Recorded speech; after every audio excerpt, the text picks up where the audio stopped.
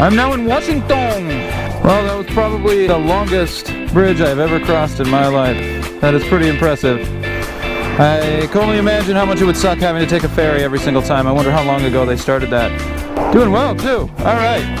Well, Seattle bound. I got plenty of time. Yeah, let's see what the West Coast has to offer here. I'm just going to be taking the shoreline for the most part, which should be really nice. I'm digging it.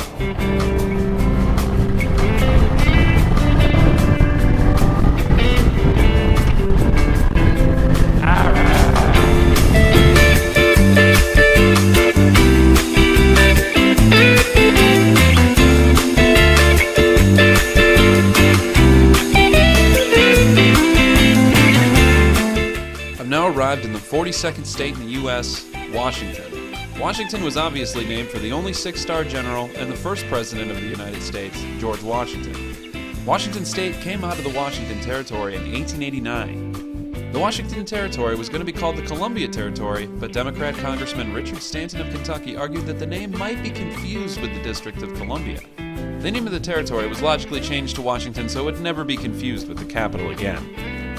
Geologically, Washington is pretty active. There are 5 active volcanoes in Washington, and I should mention, when I crossed over the Cascade Mountains toward the coast, I'd passed into the Pacific Ring of Fire. The Ring of Fire is the most geologically active part of planet Earth. The Ring of Fire, more or less, surrounds the Pacific Plate under the Earth's crust. 90% of the world's earthquakes and 75% of the world's active volcanoes fall in the belt. You better believe that the 5 volcanoes in Washington are a part of it. To my left and out westward in the ocean is the Juan de Fuca Plate, one of the world's smallest tectonic plates.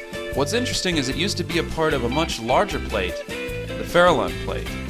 I'll try not to digress too much here, but have you ever noticed that mountain chains are normally caused by tectonic plates mashing together?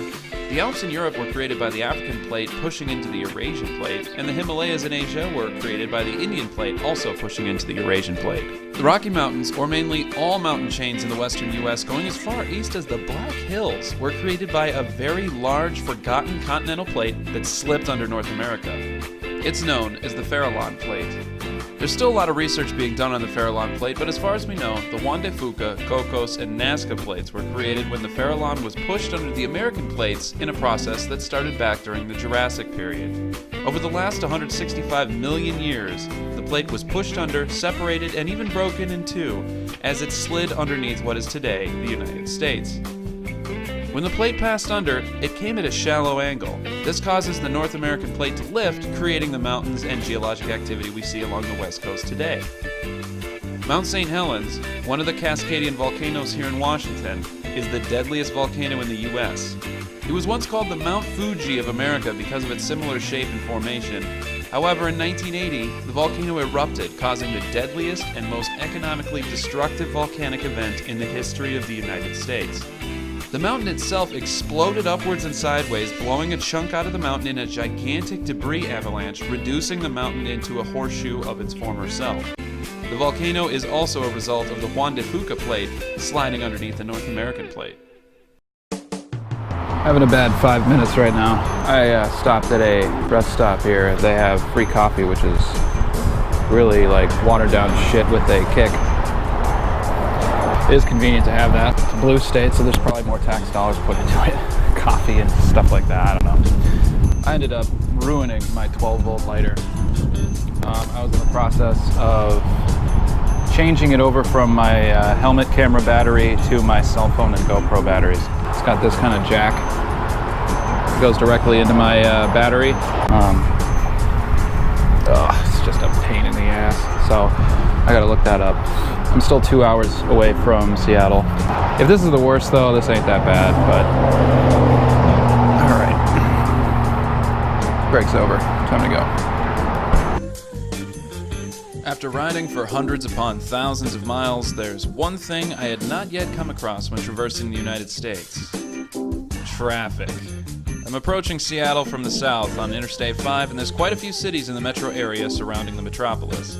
It's It's also Saturday, so I'm not dealing with real rush hour. Seattle is quite the city. Seattle has been one of the fastest growing cities in the U.S. for several years. Seattle is also the fourth largest port in the U.S. when it comes to container handling. The city is a gateway to trade with major Asian countries such as China, Japan, Singapore, and South Korea.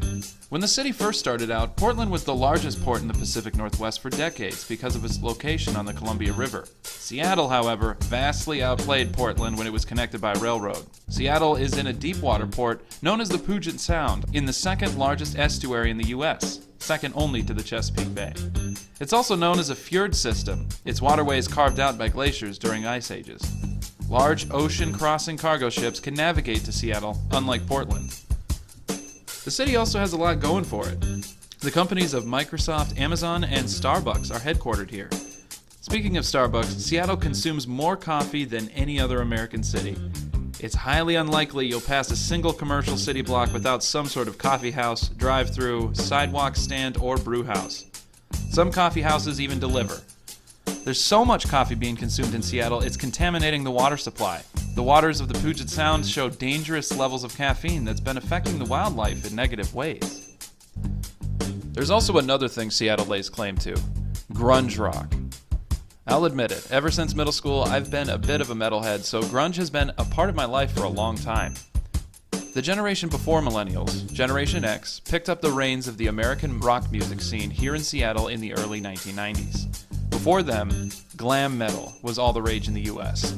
Alice Cooper, Van Halen, Bon Jovi, and hair metal bands such as Motley Crue, AC/DC, Guns N' Roses, and many others dominated the airwaves. All of that changed when a small band started practicing here in a garage in Seattle. The young men that made up Nirvana would end up changing the tune and style of rock forever. Grunge was born. Bands such as Nirvana, Pearl Jam, Soundgarden, Alice in Chains, and eventually the Foo Fighters all came out of Seattle.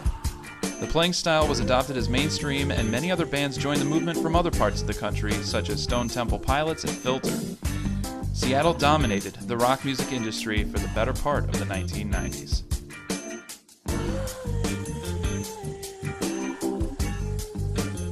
It's pretty tough coming into a heavily populated area after being in the country for so long. You get a little anxiety when coming back into a major city. I imagine it like taking a cat and dropping it into a busy crowd of people. There's so much going on and so much to keep track of, it's stimulation overload. There will be no camping or wildlife here. I'm in a new kind of jungle. Known as the City of Goodwill, I've arrived in Seattle.